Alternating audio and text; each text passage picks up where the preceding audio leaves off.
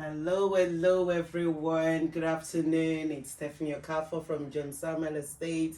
Here with me today is Tavlin Taneja. Hi She's, everyone. she's our property compliance officer.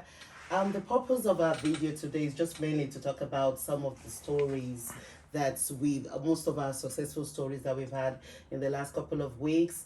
She's just also going to share a journey with us. So tell me, Tavlin, what was your impression before coming on board and also when you came on board? What's the difference between both of them? My background is in law, as you know, Stephanie. I would like to point out that my experience at the agency has been spectacular. I never ever thought that property management would be so much related to law, but I believe that most of my job is related to law. I'll give you an example of how one of our landlords, he was insistent about increasing the rent Oh, I remember. at one of our properties that we manage.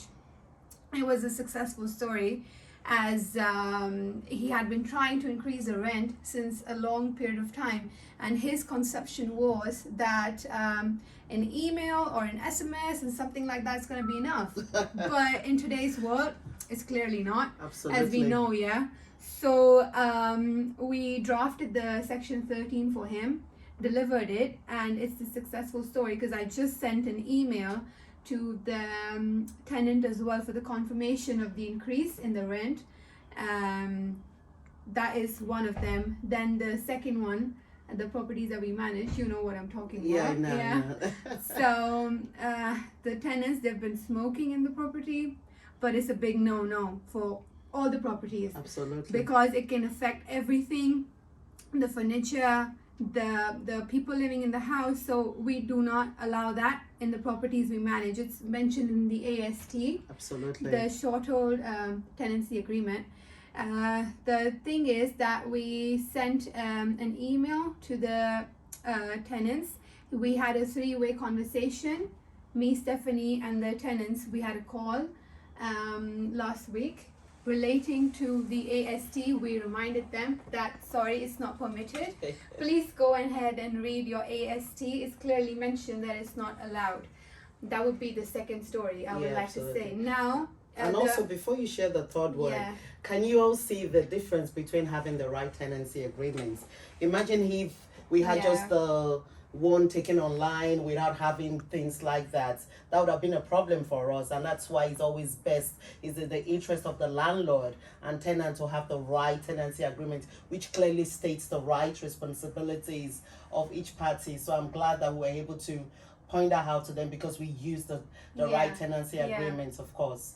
Our tenancy agreement is like very detailed. We always recommend all of our tenants, all of our landlords to please read before you sign. Absolutely. Because like the situation with the smoking, now the tenant is not aware because they did not read. But had they been aware, then we would have been on the easy page today and would not have been a problem for anybody.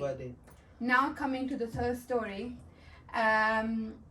the situation with that was that the landlord previously had rented out the property on private terms, but when we took over only 12 months back, right? Absolutely, we made sure to make this one a success as well by making sure that the tenant evicts the property.